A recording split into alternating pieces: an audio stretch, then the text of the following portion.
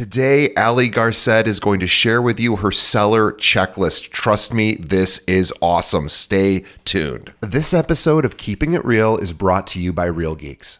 How many homes are you going to sell this year? Do you have the right tools? Is your website turning soft leads into interested buyers? Are you spending money on leads that aren't converting? Well, Real Geeks is your solution. Find out why agents across the country choose Real Geeks as their technology partner. Real Geeks was created by an agent for agents. They pride themselves on delivering a sales and marketing solution so that you can easily generate more business. Their agent websites are fast and built for lead conversion with a smooth search experience for your visitors. Real Geeks also includes an easy-to-use agent CRM. So once a lead signs up on your website, you can track their interest and have great follow-up conversations. Real Geeks is loaded with a ton of marketing tools to nurture your leads and increase brand awareness. Visit realgeeks.com/keepingitrealpod and find out why realtors come to Real Geeks to generate more business. Again, visit realgeeks.com/keepingitrealpod. And now, on to our show.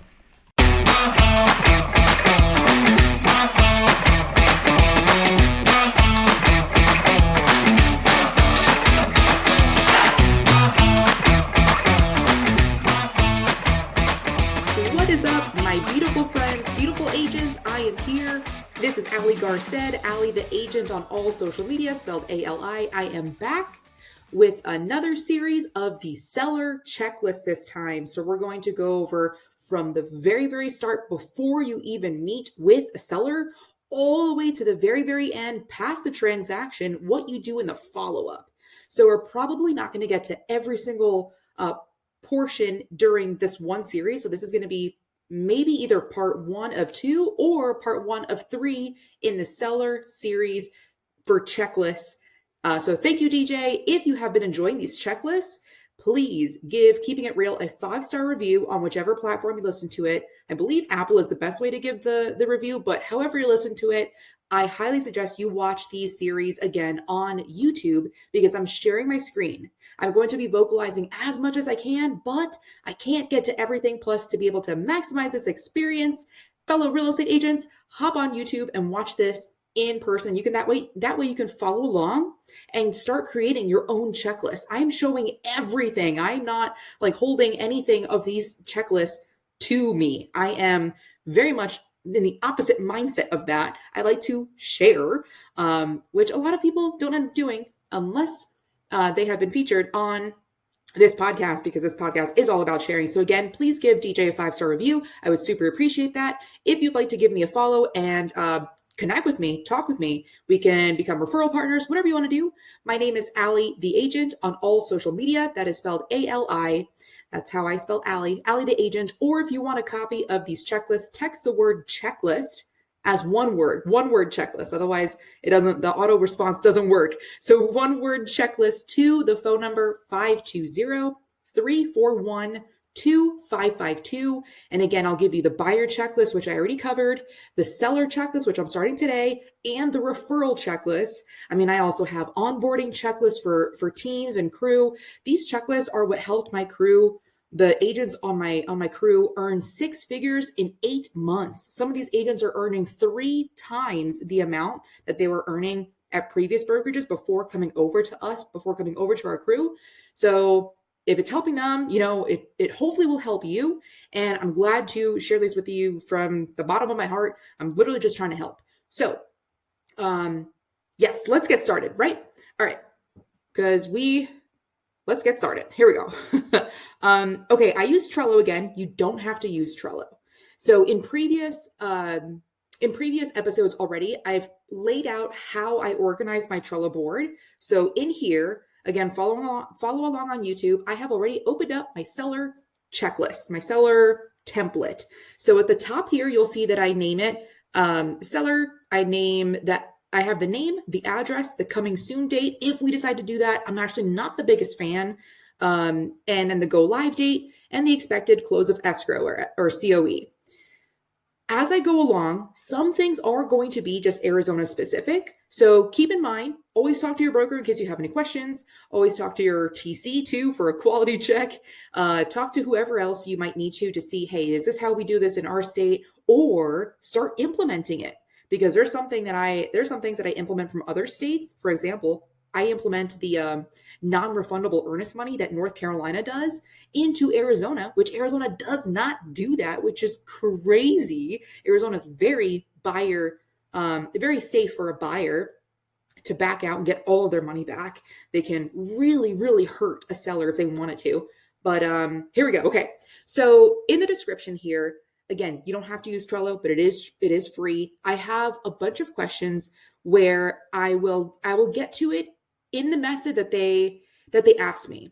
So sometimes a potential seller will call me because they saw me on Google, and I don't pay for Google ads, guys. I just have my Google business page. So if you do not have your Google business page, you are missing out on the #1 website in the world, which is free. It is free to have a Google business page. You know what? Here, let me show you mine. So in that way, business.google.com is how you're going to start your Google business page. You do have to be verified in order to like make it into any sort of rankings. And to be verified, you have to get a postcard in the mail. So if you have a formal address, like a work address, perfect. If not, you're going to have to use your personal address. So if you don't mind sharing it, excellent. If not, use your work address or, figure it out on some other way.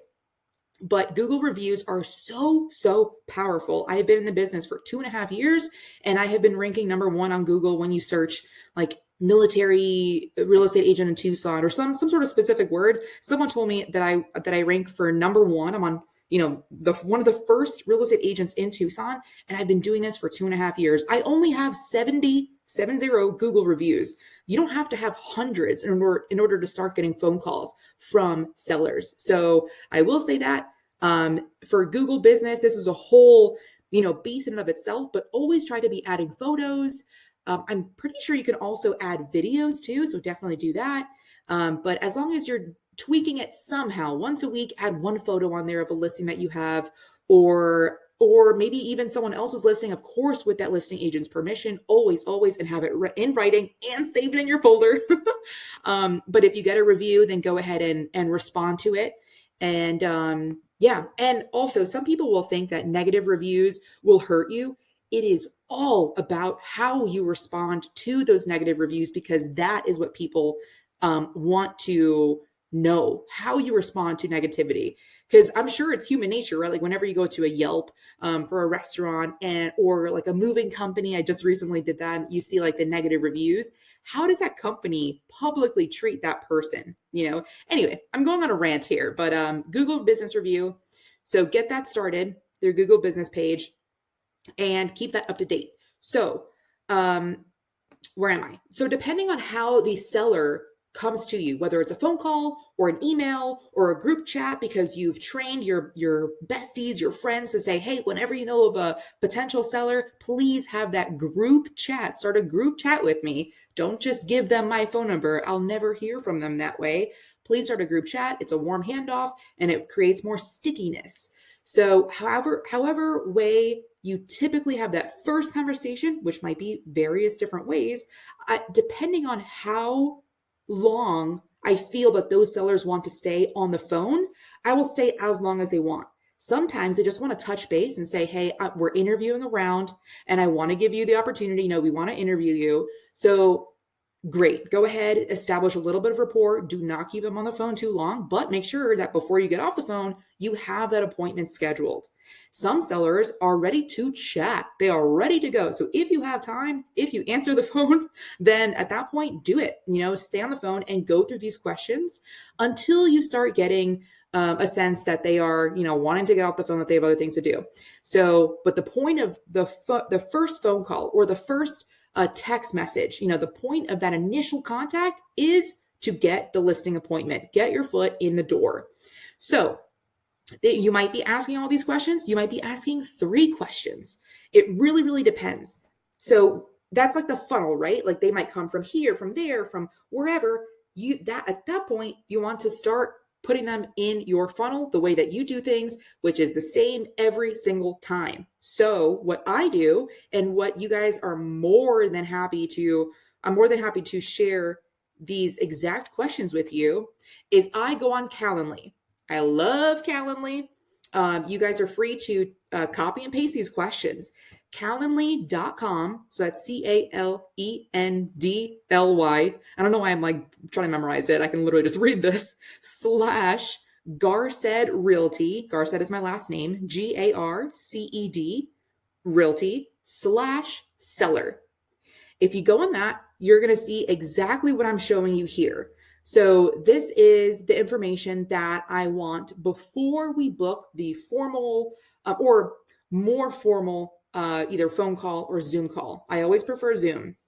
So here we go. I ask for their name, their email, their phone number, of course, the address of the property they're selling. And I ask them if they would like a connection to a great real estate agent in the city that they're moving to, or agents, a couple of agents. Of course, that's going to help with a referral, right? And I block this off for about 45 minutes just in case. I also ask them, have you ever had to file an insurance claim on the property you're selling? At least in Arizona, it takes quite a bit in order to get those insurance claims. And of course, state by state, check with your broker in case you aren't sure. But whenever there is, we have to do a clue report, right? We have to find out the comprehensive loss underwriting, whatever report. Has the property ever had to file a claim? Because the buyers need to know about that. So if they ever have had to file an insurance claim, that takes a very long time. So you want to get that process started immediately. Then the next question is, in a perfect world, when would you want to sell your house by? That gives you the opportunity or the insight to know, okay, I need to meet with these sellers like tomorrow. Or, they're not looking to sell for another 8 months. Great. They're just doing research. Keep them on your follow-up. And I'll get into exactly what the follow-up is like in my checklist. But it just gives you an idea of how fast you're looking at. The next question I ask, what will a buyer be nitpicky about during their inspections or the walkthrough of your property? This, and by the way, I have all of these questions with asterisks, so they have to put something in. Of course, they could get by with just putting like a space bar or like a period and not answering it, but I'm going to ask it again in the Zoom call. So what this question does here is have them start thinking, putting their, what's the phrase? Like just start thinking like a buyer, like start taking a little bit of emotional attachment away from the home that they love so much. And start thinking about what is a buyer going to be complaining about? Oh yeah, we've had that like sink that's always leaking. They're probably going to be complaining about that. Or, we do have, whatever it is. And then the next question, what is most important to you in a real estate agent? What specifically are you expecting of us? I use the word us because or in case you don't know this, I was interviewed on a couple of episodes ago. If you search Allie on Keeping It Real, where a DJ interviewed just me and my business, not the checklist stuff. I actually run an outbound referral only business now. I had so many leads my first year in the business that I couldn't keep up with it. So I had to form a crew, a team. I use a team loosely because we don't have any team splits at all. So that's why I say us, because I fell in love with prospecting. I fell in love with finding clients. And that's all I want to do. So when I start saying us, because it's not going to be just me working on selling your home. It's going to be me and a trusted agent, someone on my crew who I refer to my crew members. So to the client, we are both helping them out. It's 2 agents for the price of 1, but on the back end, it's really just a referral. So we work hand in hand. Of course, I'm here for anything. But that's why I start saying us, just in case you're wondering about that. And the next question, will all parties on the title be on the call that you booked on this Calendly? If they say no, do not go on the call. Say, okay, let's reschedule and let's make sure that all parties are there. So you want to make sure if you use Calendly, you know that as soon as somebody books, if you have the settings up, You'll get an email and you'll get a text message saying, Ali Garced, a potential seller, booked a call with you November 14th at 5 p.m. Excellent. You can then log into Calendly or look at your calendar. I use Google Calendar and see the questions that they answered. If this question is checked no, then I'm not going to have the appointment.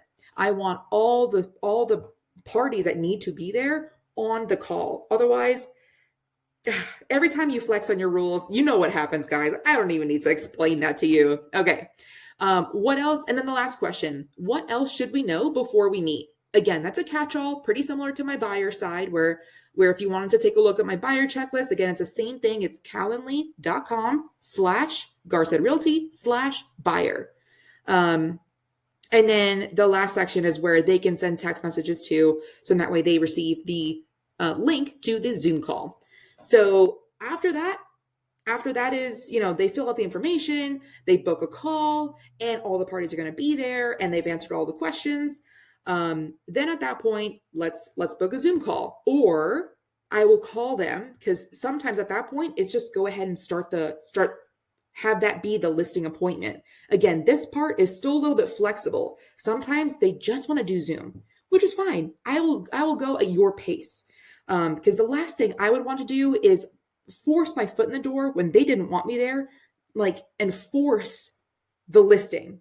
That is just a recipe for disaster. We're starting off on the wrong foot. I'm probably not going to get a 5-star review. No. So if they want to meet over Zoom first before in person, perfect. Let's do that. So I'll send them a text after this, say, hey, Ali, I'm so excited to that you scheduled a call. Would you like this call to be over Zoom, or would you like it to be in person at your house? Boom. So either way, Zoom or at their house. Then let's go to the Trello checklist. So of course, when we go to we're jumping a little bit forward here, but when we go to the listing appointment, the rest of these questions in this Trello are going to be answered. So it's going to be, the typical questions. How much do you own the property? Again, shoot me a message, text the word checklist to phone number 520-341-2552 to get a copy of these questions. HOA, any litigations, any additional liens. What should I know that we haven't discussed yet? Age of the, roof, HVAC, water heater, etc., everything. But here we go. Let's starting with bullet point number 1 under the very first section of the seller checklist. Pre-meet. What are you doing before you even meet with them? 1, of course, add the client or clients, all the parties involved, to your calendar for either daily, weekly, monthly follow-up, depending on how far out they plan on selling. And so I add them to my CRM as well, which is right here, a couple of bullet points down, add them to my KB core, but I also add them to my calendar because I do not want this to get lost, because I'm sure it sometimes can be hard to catch up on everybody that you need to talk to on your KB core or on your CRM, right? There's sometimes 40 people to reach out to a day. That's a lot, especially if they all decide to respond that day. So you're having all these conversations. So therefore, as a safety measure, I also put them on my calendar in the color red. Red means appointments to me on my Google Calendar. So I will never skip out on that. Then next, get their full name spelled out, because of course sometimes people go by nicknames or people go by their middle names, but that's not what the title records say, etc. Get their email, get their phone number, and immediately ask, again, in case you haven't already, or in case they haven't answered, hey, what's important to you in the agent that you're choosing to represent you to sell your home? And then take notes and make sure that you are listening. The next question or the next item on the checklist is ask the sellers 2 questions before they're going under contract with them. So, and same thing with the buyer side too. How often do you expect to hear from me or us?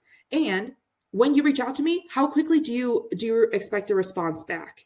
Because if this is a perfect time for client expectations. Same thing with the buyers, where sometimes we sleep.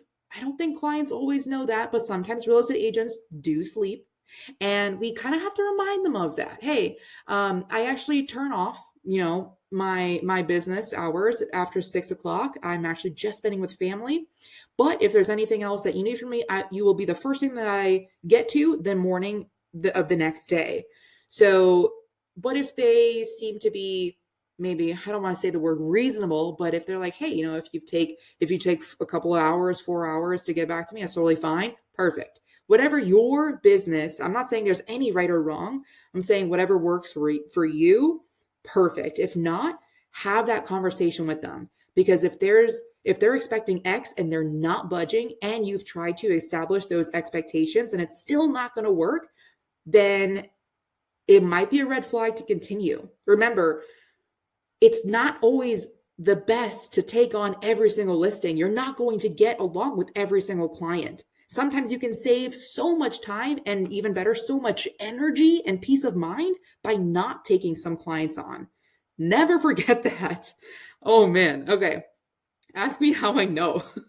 Okay. So then next, ask them what the best method of communication is for them. What I do whenever I send a referral out is I'm on the text thread, especially for all iPhones. Oh, even better. If not, I'm actually leaning toward WhatsApp, especially since I have a lot of military clients and they're coming from all sorts of the world, Germany, Japan, Korea. So WhatsApp is super important to us. So all the parties are going to be on WhatsApp. That's going to be me, the actual listing agent, all of the seller parties, maybe even, title, or on the buyer side, lender. And then stick to that. If they prefer text, or if they prefer phone call, or if they prefer email, just make sure I actually add that to the very, very top of this Trello checklist so I never forget. I just put in all capital letters, text or email. But if it is email, I usually text them too, saying, hey, I just sent you an email, because I don't know, that's what I would want for me. So, okay, going on. I add them to my KV Core. I add them as, either a prospect or an active lead or an actual client. And then I set up market alerts on KV Core. This is probably the same thing if you're using Command, if you're Keller Williams, or, anything like that, Lion Desk. Then I go to my county assessor website. Of course, this is only going to be for Tucson here, but go on your county assessor website or Ask Title and look up who else purchased the home. Who else is a legal owner of the property? Is it an LLC? Is it multiple sellers? One time I was selling a property that was owned by 5 different sellers. Luckily, 4 of them were still in the city, but the other one was, I think, in across the country. It was very, very difficult, but hey, at least it was my 3rd transaction. I love that I had these difficult transactions early on. So that way, everybody that you need to be talking to. So, and everything that I have in bold in these checklists, I have a virtual assistant do. You can do the same thing. So pretty similar to my buyer checklist as well. So then I have a virtual assistant. The next step here is to send the pre-list email. So I also have them send the 47 ways to make your home sell faster. That's a document that I will be giving you as part of this checklist after we meet. The ultimate seller checklist and the what we do for you attachment. I create a timeline for the sellers to get ready for the listing appointment. I make the listing appointment. This is very easy with EXP. If you're with EXP, you just hop on KV Core and in a matter of maybe 3 clicks, you have the listing presentation. Of course, then you have to personalize it or customize it for that address, for the radius, for, just getting the comps. But it's a great listing presentation. And they actually just increased they now have the listing boxes or whatever. I actually personally haven't used that yet. They just rolled it out. Then of course, to make the listing appointment, you should have already done that. Then the next step is again in bold. So this is something that your virtual assistant can do, or it can be automated with using Zapier, however we pronounce it. So choosing the title company that you typically work with, send them a text, send them a call, whatever your method of communication is typically with them, and say, hey, what's up, Gina? I have another listing. Can we do an early bird escrow? And would you mind assisting me again with those snacks and the branded water bottles with both of our branding? This is the address.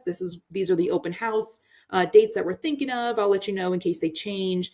Y'all are the best. Love you so much. XOXO. Then you want to make sure that after the title company, again, this might be different depending on your state, but after the title company looks up that property, you want to make sure there aren't any liens that you weren't aware of. And that way you can have done your research before you even meet with them. So the rug can't be pulled out from under you. I am so bad at these phrases. I should probably just make up my own at this point. Okay. You want to call the HOA if the HOA applies. You want to make sure, see if there are any liens on the property. This bit me in the butt one time. Ooh, we went on the market and the seller told me, this is I think my second listing ever, came from my very, very first round of posting flyers up or doing mailers. Which is like one of the very, very few times that I've actually, anyway, doesn't matter. I'm not really the biggest fan of mailers, but it's because I haven't been consistent with them enough. So I sent out one round of mailers and I get a listing. I'm like, oh my gosh, this is amazing. Why doesn't everybody do this? Right. So I'm meeting with the seller, and the seller never told me that, or rather the seller told me that the HOA gave him a pass because he was elderly, because he's a vet, that he didn't have to, mow his lawn. Well, not mow the lawn, but like take care of the weeds, because we don't have grass here in Arizona. That the HOA was doing it out of the kindness of their heart. And I believed it. Now that I'm saying this out loud, I'm like, how could I have even believed it? The way that he said it was very convincing, guys. Okay. So it wasn't until we went live on the market when, I forget how exactly I found out. I think maybe it was title at that point, because I did title after, instead of opening up early bird escrow, which I will always open up early bird escrow. This is the reason why to do it. They said, yeah, you cannot sell the property unless the seller pays off the debt that's already in collections. That was from the HOA, because the HOA said, no, why would we ever just allow somebody to have weeds? Why would we be doing this work for free? We did not have that, agreement set with him, and he waited so long to pay off his bill that we now sent it to collections. And of course, once it's in collections, I can barely do any talking because it's through the attorneys, and it only had to be him. He didn't want to, and he pretty much said, oh yeah, I thought you wouldn't notice. I'm like, okay, cool. I'm deleting you from my KV core. I'm not even going to ever do any follow-ups with you. But lesson learned, please do not make my mistake. Open up that early bird escrow. Yeah.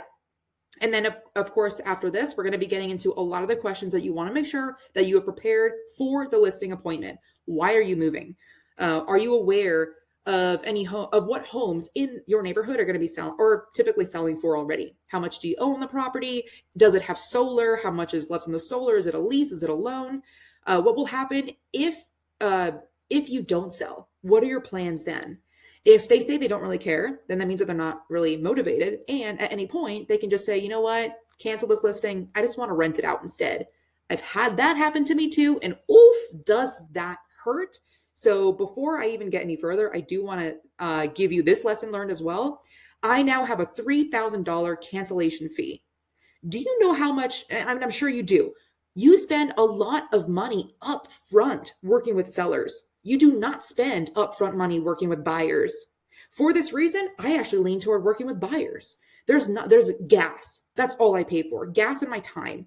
It's not the $1,000 for photos and staging and videography and for the drones and for the aerial photos. It's not, the staging just in and of itself. There is and all the marketing that comes to it. It is a lot of upfront time, money, effort, blood, sweat, and tears. So for that reason, I always have, no matter who it is, no matter what, I have a $3,000 cancellation fee. That's a catch-all. So that will pay for the photos, the staging, if we do that, the marketing efforts that we took, and the rest is to pay for our time. Because we are professionals. There is no reason that, attorneys should be, even in, I can go on a rant. I already am going on a rant about this, huh? So attorneys have the, what is it called? Why am I blanking? Man, what is that word? I'll get to it. But if attorneys can be paid like beforehand, before they even do the work, so can we. And our contract even says so. Again, this is Arizona. Our contract is different from every other state's, but our contract allows us to work on, what's the word? Please comment below the word if you're watching this on YouTube, or if you're even listening to this on Apple. Comment the word below. I know you're thinking of it and I can't think of it, but you know what I'm talking about. So no matter what, I have a $3,000 cancellation fee. Only one time ever have I ever had that been, have I ever even had an objection to that.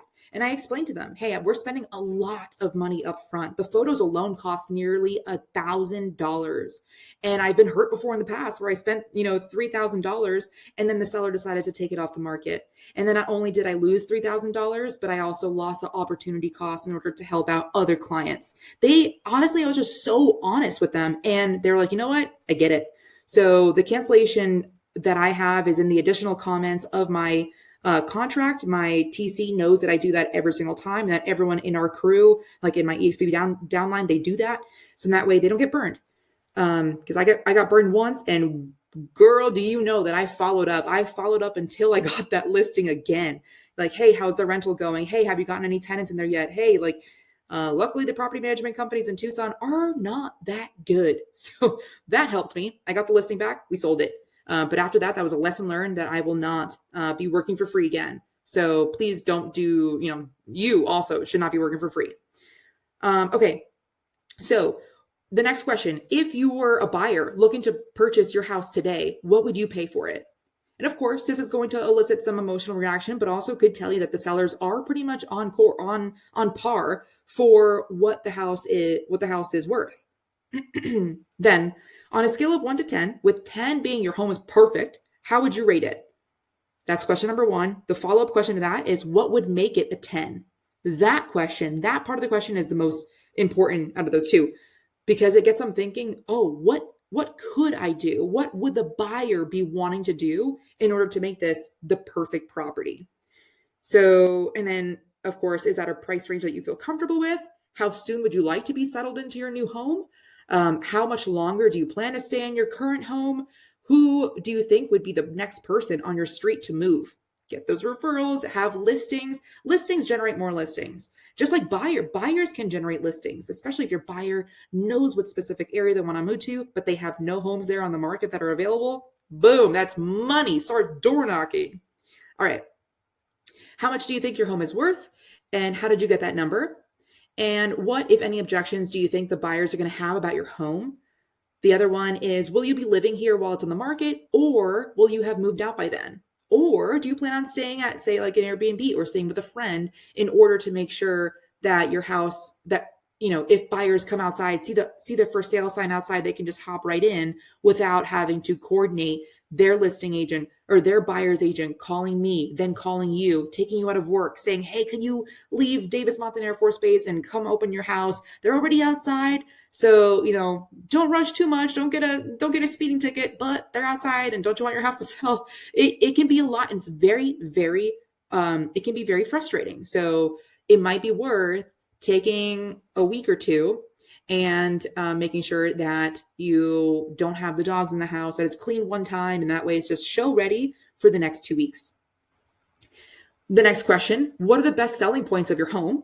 What questions do you have about the listing process? And then you want to mail them depending on the timeline, right? Let's say they want to meet tomorrow. I'm not going to be mailing them. I'm just going to bring them my 5-star reviews, my home selling guide, why to work with me, essentially why you want to fall in love with me, to be able to fall in love with me because you want me to sell your home.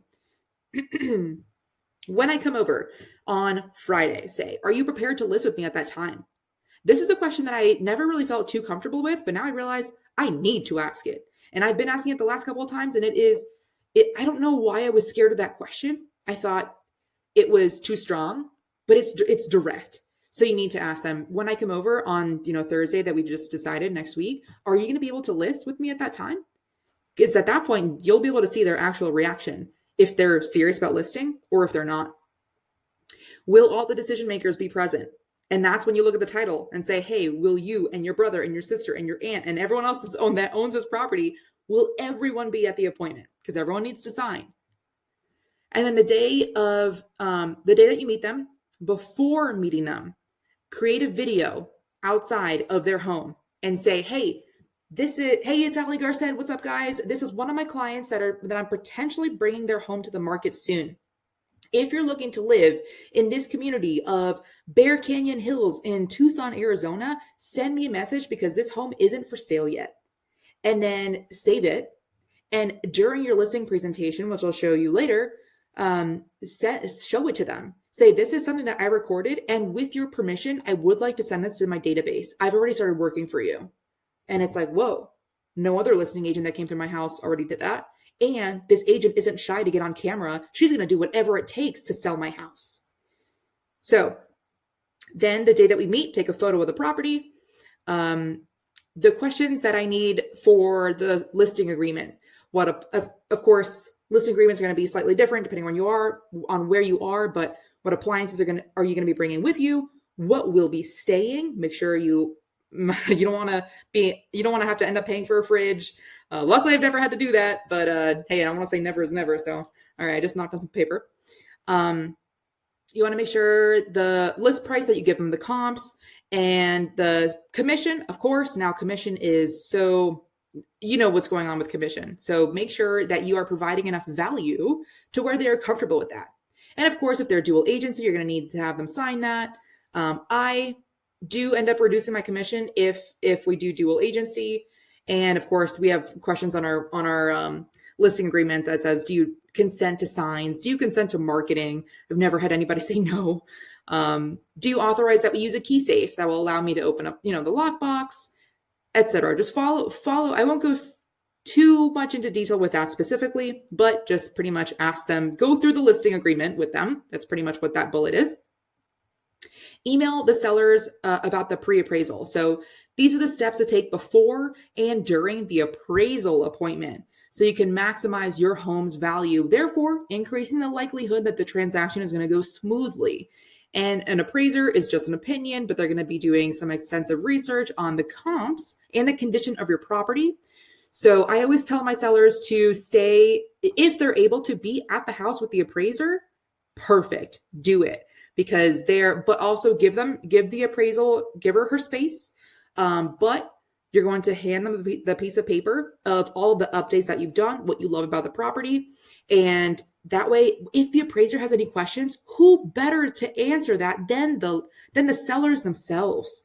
I've found that to be really, really good. It's worked out. It's worked out really well. And then, of course, just very simple exterior. You want to start keeping in mind that you need to mow your lawn. You need to pull your weeds and not say that the HOA is doing it for you for free. You need to put away any toys or, tools that could trip the appraiser. I'm kind of getting like a little ahead of myself here, but the interior, the access, the comfort, these are just things that I already want them to start thinking about. Hey, I haven't even had the listing yet, but I'm already giving you homework. I'm thinking ahead. That's what I'm showing them. So keep your children and your pets out of the appraiser's way. And of course, give them the list of upgrades that you've done. Anything, it could be, hey, I painted this, anything that has shown that the sellers care about the property. Then, like I mentioned before, get the listing presentation. That's just on this website, KV Core, or wherever you get your listing presentation. It's just called Win the Listing, and then Create for Seller. And then you input the address and you click Enter. That's it. It's as easy as that with EXP. I've never done anything else. It's worked for me and it works great. So then you want to bring the following printed documents with you. This is where it depends on how you want to do it. And also depends on who your audience is. You might not want to go fully digital if you are selling 55 plus homes in a 55 plus community. You might want to go digital if you're selling, a millennial's home. Or you might just want to get the wet ink signature for the listing agreement and then do the rest later. However you want to do it, that I will leave completely up to you. Because I have found that I brought every form in the beginning, every form on paper, because I just wanted to make sure that way I could just take a photo, easily scan it, send it to my TC, start getting ready. But signing all of the paperwork in person, do you know how tired the seller is? You might not realize how tired they are because you're pumped. Your adrenaline is going. You're like, oh, I just got this listing. And the seller's like, oh my God, there's another form. Why did I choose to even sell my house? No, get in, get out. and leave them wanting more. So then tell the seller to call their insurance company and get a clue report. You want to start that immediately. Again, I'm not sure if this is just for Arizona or for all 50 states, but make sure you get that insurance list for the last 5 years, or as long as they have owned the property, because they're going to need to provide that to the buyer within 5 days of being under contract. Ask the seller if they have any prepaid HOA, and ask if they can get it back. Sometimes people will prepay the HOA, they forget, they sell the property, they list the property, they sell the property, and they're like, oh my gosh, wait, I just lost $500 on prepaid HOA. So see if they can get it back, or if they can't get it back, then at least incorporate it to the negotiations. Maybe get another extra $500 or the equivalent amount in, less closing costs or higher purchase price, whatever you want to do. Pre-qual the sellers, ask them why are they selling, ask them what's their plan B. This is, again, this is in case you maybe didn't ask them beforehand when it was on the checklist. I hope you're still staying with me. If you're liking this, please give this video a like if you're watching this on YouTube. If you want these checklists, text me 914-318-4918. I'm Allie, the agent on all social media. And let's continue on. Or text the word checklist to 520-341-2552. So when you're looking at the title commitment, look at who's the seller. Is it the same as who we thought it was? There is a lot of fraud going on. There is a lot of fraud. So you don't want to waste your time on a fake seller.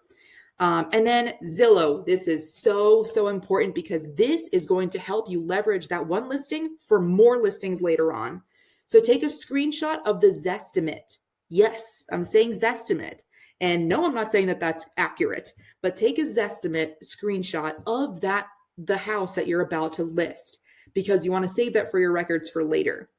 Because in case you didn't know already, if you take a screenshot of it, as soon as you list the property, the Zestimate is going to change. So you want to keep that typically lower amount as proof. And then fast forward to after you sell, you want to take another screenshot of the Zestimate then after you sold the house, as far as what the house is worth according to Zillow. And that is bragging rights all day, every day. To do it a step above, you want to do the same thing for all 100 neighbors of that listing. 100, 200, 300.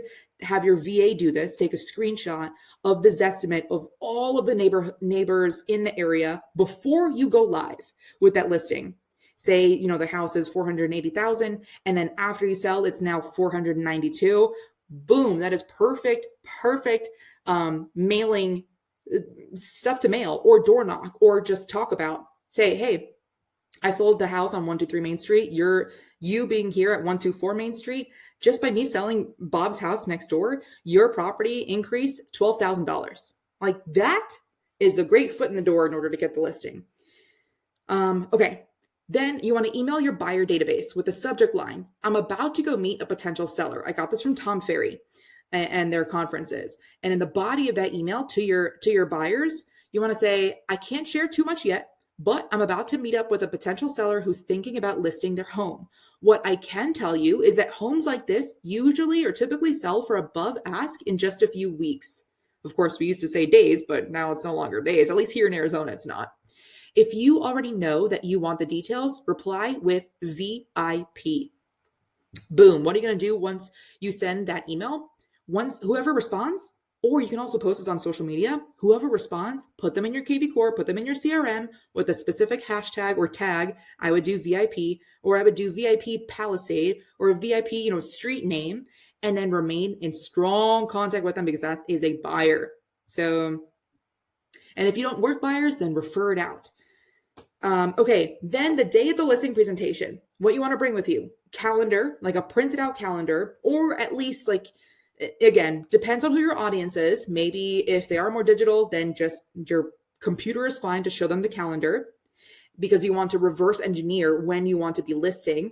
You want to print out your Zillow reviews, your Google reviews, your business card. If you do business cards, I don't do business cards. The CMA, the MLS input sheet, again, might be different in your area, and the folder for them to keep it. If it's branded, even better. and the copies of the signed contracts, along with the seller net sheet.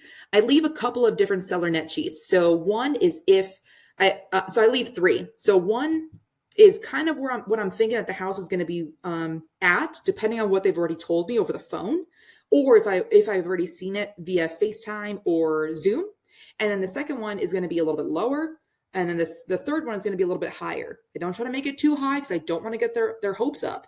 And I will never want to be the agent that says, "Oh, I can sell your property for more than the other than the other agent said that they could," because I don't ever want to set anybody up for disappointment. I'm a straight shooter. Hey, if I don't think it's going to go that high, I'm never going to lie to anybody.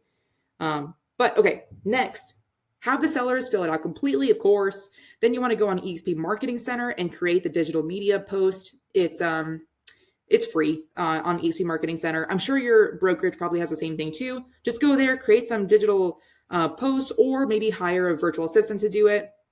And then you want to add the YouTube video link to the link tree. If you have a link tree saying, "Hey, you just want to start promoting it digitally already with like the listing presentation." Follow your MLS rules, of course. If you have any questions, ask your broker. Send the clue or the insurance to the TC and add that to the MLS, because it's even better if, add everything to the MLS. And then remember that you're going to be their agent for free until they tell me that they want to list with me. So I'm providing value. I'm saying, hey, this is what you get when you list with me. And it's okay at that point if they say, "You know what, we went with another agent," because I know that we probably weren't going to be a good fit. There was something in there. And I always ask, "Hey, is there something that I could have done? Is there something that we didn't cover that I should have covered more?" I'm looking just to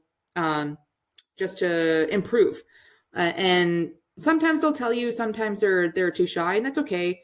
It's fine. You can't win them all. There's so much more business to go around than to dwell on one listing. Although it hurts, I will not discount the fact that it hurts, especially maybe if you really thought that you were going to get it. But just take that effort and double down with this checklist. This checklist will show you how to double down and get even more listings out of it. So again, the more you have in the pipeline, the less emotion you're going to have if you end up losing a listing. So keep your pipeline high, baby. All right. Then the last portion of this side of this segment is schedule a day with the sellers. So when you, the videographer, can create some videos. So if you have a local videographer, perfect. If not, if you have a spouse, perfect. That works too. It doesn't need to be professional. In fact, the more professional looking it is, the more polished it is, the less real it is, the less people can actually relate to it. So, and I do videos of me. It's not just the property, but I have my face on there, again, my branding, and you can put it on YouTube. You can throw YouTube ads behind it. You can do a Facebook ad behind it. You can use that, throw it into a QR code, send it to the flyers, send it as flyers to the neighbors, and get more listings that way. Then the day of the listing presentation, I'm going to do this listing presentation. Well, I'm not going to do the listing presentation. I'm going to tell you what is on my checklist. And then I think maybe that's where I'm going to end it. Maybe we'll see. Also, for the future, if you'd like me to just do one straight shot, like all throughout the entire checklist, let me know. I'm here for it. I would love to hear your feedback. Put it in the Apple Podcast review or Spotify review for Keeping It Real. We want to hear from you. I do want to thank you for all the positive reviews that you've left so far. I really appreciate that. So yeah, 5-star review, please do it for DJ. All right, the listing presentation. Our crew within EXP has access to something called the Locker Room Nation. So we all have our logins, and this has like hundreds and hundreds of videos. Ask your broker in case you don't already have one, but I'm sure you have access to some sort of Google Drive or something like this where you have access to watch actual listing presentations, buyer presentations, anything, etc. So that way you can just get in the mind flow, that's not the word, in the mindset, that's the word, of the listing presentation. So review it, maybe hop on some podcasts, listen to other episodes of this podcast of maybe like a potential listing agreement or listing presentation of what it's like. Hype yourself up, do a couple of push-ups, get the blood flowing because you want to show up with energy. And maybe I said that because I What I'm more attracted, I think people are more attracted to people with energy, but not everyone is. I am not everyone's cup of tea, and I get that. If I were to show up with listing as a listing agent to get a potential listing with a seller that was not me, that was very Eeyore or very like, we wouldn't get along. And again, that's okay. There is an agent for everyone. So be yourself. This is me. So this is who I am. Okay. Review the listing presentation from the Real Estate Bible. This is the Real Estate Bible is a Google Doc that I have for my EXP downline. It's now close to like 200 pages. Okay, so skip that. Ask for referrals, of course. Hey, do you know of anyone else that's looking to sell on the street? Especially if they've been there for a long time, they know the neighbors. I feel like now in this day and age, a lot of people don't know the neighbors, which is crazy.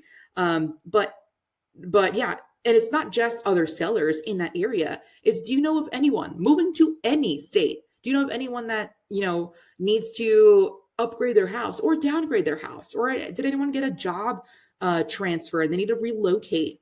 Anyone else in the military that that's PCSing this season? And then typically they're like, oh, no, I don't. At that point, you make it one step further to try to make that connection in their mind. Does anyone, that's recently had a promotion, or they plan on starting a family, so they want a bigger house now, job relocation, make specific examples. So that way they're like, oh my gosh, yeah, I forgot that Harry did just get promoted. Or maybe Harry did just lose his job and he's looking to downgrade his house, and you can help.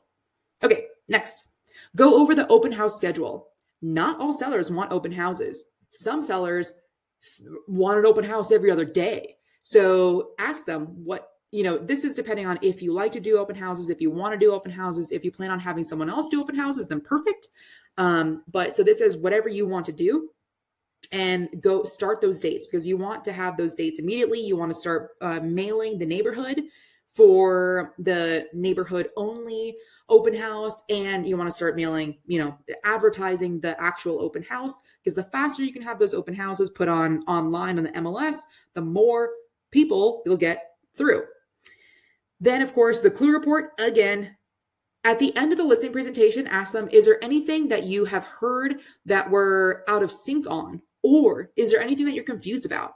Is there anything you're worried about? You want to make sure that anything that's on their mind, that they get off their chest, because they're going to have questions. And you will probably have to ask this question at least twice. They might not feel comfortable. If you're a stranger, they might not feel comfortable asking you, oh man, well, we met with this other agent. This other agent brought us cookies and they said that they would sell, they promised us X, but they don't want to tell you that because they're just waiting for you to say that. So ask them, hey, is there anything that maybe another agent said that you would like to go over? Because there might be something that we didn't even cover, and I'd love to show you what we do.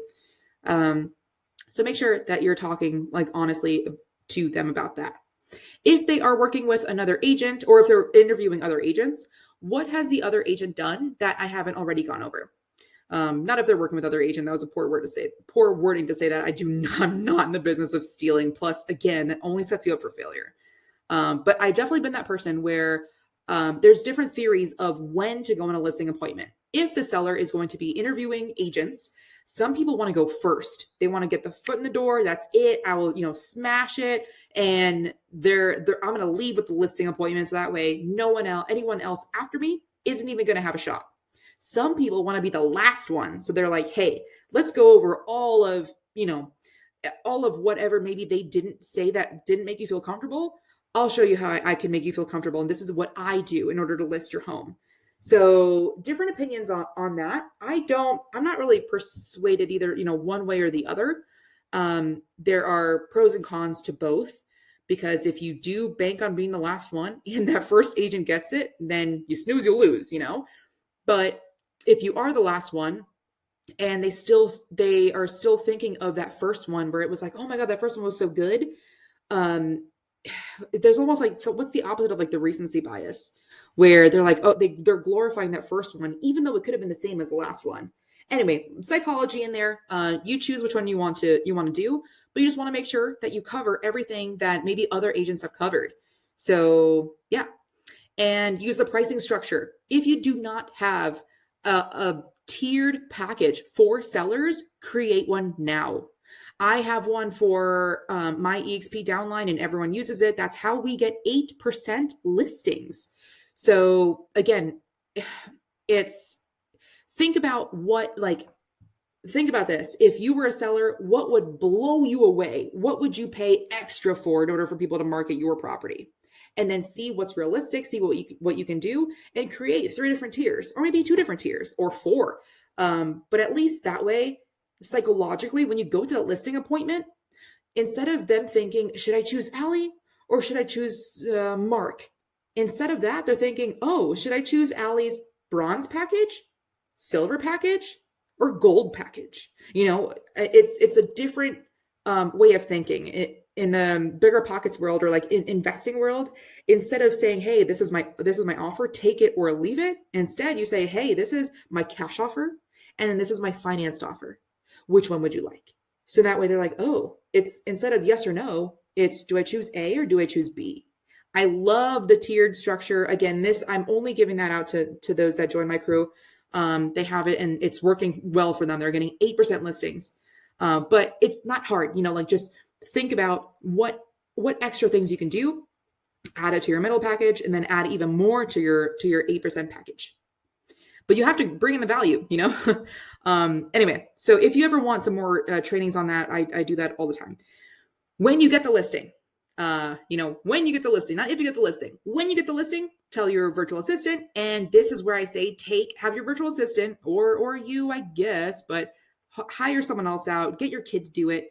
Get your kid to get the list, or a title company to get the list of all 100 or 200 homes nearby before you go live, right? Take the screenshot of the Zillow Zestimate.